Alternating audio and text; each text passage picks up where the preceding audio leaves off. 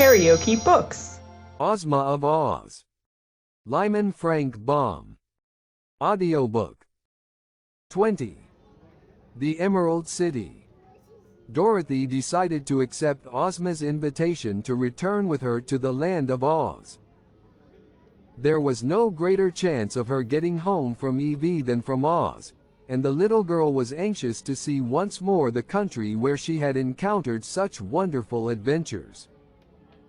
By this time Uncle Henry would have reached Australia in his ship, and had probably given her up for lost, so he couldn't worry any more than he did if she stayed away from him a while longer. So she would go to Oz.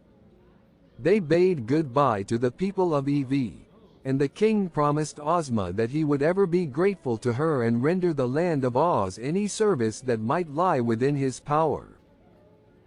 And then they approached the edge of the dangerous desert, and Ozma threw down the magic carpet, which at once unrolled far enough for all of them to walk upon it without being crowded. Tik-Tok, claiming to be Dorothy's faithful follower because he belonged to her, had been permitted to join the party, and before they started the girl wound up his machinery as far as possible, and the Copper Man stepped off as briskly as any one of them. Ozma also invited Billina to visit the land of Oz, and the Yellow Hen was glad enough to go where new sights and scenes awaited her. They began the trip across the desert early in the morning, and as they stopped only long enough for Billina to lay her daily egg, before sunset they espied the green slopes and wooded hills of the beautiful land of Oz.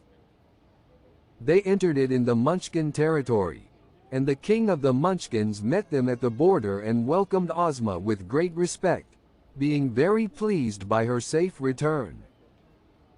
For Ozma of Oz ruled the king of the Munchkins, the king of the Winkies, the king of the Quadlings and the king of the Gillikins, just as those kings ruled their own people. And this supreme ruler of the land of Oz lived in a great town of her own, called the Emerald City, which was in the exact center of the four kingdoms of the land of Oz. The Munchkin king entertained them at his palace that night, and in the morning they set out for the Emerald City, traveling over a road of yellow brick that led straight to the jewel-studded gates. Everywhere the people turned out to greet their beloved Ozma, and to hail joyfully the Scarecrow, the Tin Woodman and the Cowardly Lion, who were popular favorites. Dorothy, too, remembered some of the people who had befriended her on the occasion of her first visit to Oz, and they were well pleased to see the little Kansas girl again, and showered her with compliments and good wishes.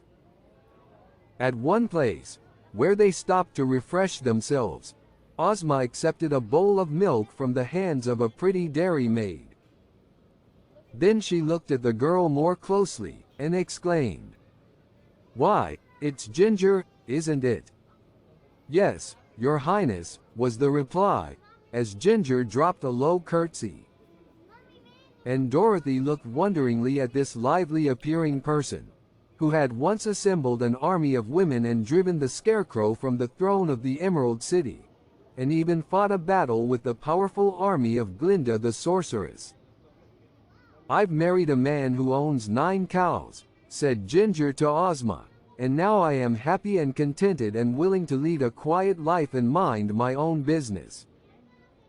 "Where is your husband?" asked Ozma. "He is in the house, nursing a black eye," replied Ginger, calmly. "The foolish man would insist upon milking the red cow when I wanted him to milk the white one, but he will know better next time, I am sure." Then the party moved on again, and after crossing a broad river on a ferry and passing many fine farmhouses that were dome-shaped and painted a pretty green color, they came in sight of a large building that was covered with flags and bunting. "I don't remember that building," said Dorothy. "What is it?" "That is the College of Art and Athletic Perfection," replied Ozma. "I had it built quite recently, and the Woggle Bug is its president. It keeps him busy, and the young men who attend the college are no worse off than they were before. You see, in this country are a number of youths who do not like to work, and the college is an excellent place for them. And now they came in sight of the Emerald City, and the people flocked out to greet their lovely ruler. There were several bands and many officers and officials of the realm, and a crowd of citizens in their holiday attire. Thus the beautiful Ozma was escorted by a brilliant procession to her royal city, and so great was the cheering that she was obliged to constantly bow to the right and left to acknowledge the greetings of her subjects. That evening there was a grand reception in the royal palace, attended by the most important persons of Oz, and Jack Pumpkinhead, who was a little overripe but still active, read an address congratulating Ozma of Oz upon the success of her generous mission to rescue the royal family of a neighboring kingdom. Then magnificent gold medals set with precious stones were presented to each of the 26 officers, and the Tin Woodman was given a new axe studded with diamonds, and the Scarecrow received a silver jar of complexion powder. Dorothy was presented with a pretty coronet and made a Princess of Oz, and Tik-Tok received 2 bracelets set with 8 rows of very clear and sparkling emeralds. Afterward they sat down to a splendid feast, and Ozma put Dorothy at her right and Billina at her left, where the hen sat upon a golden roost and ate from a jeweled platter. Then were placed the Scarecrow, the Tin Woodman and Tik-Tok, with baskets of lovely flowers before them, because they did not require food. The 26 officers were at the lower end of the table, and the lion and the tiger also had seats, and were served on golden platters, that held a half a bushel at one time. The wealthiest and most important citizens of the Emerald City were proud to wait upon these famous adventurers, and they were assisted by a sprightly little maid named Jellia Jam, whom the Scarecrow pinched upon her rosy cheeks and seemed to know very well. During the feast Ozma grew thoughtful, and suddenly she asked, "Where is the private?" "Oh, he is sweeping out the barracks," replied one of the generals, who was busy eating a leg of a turkey.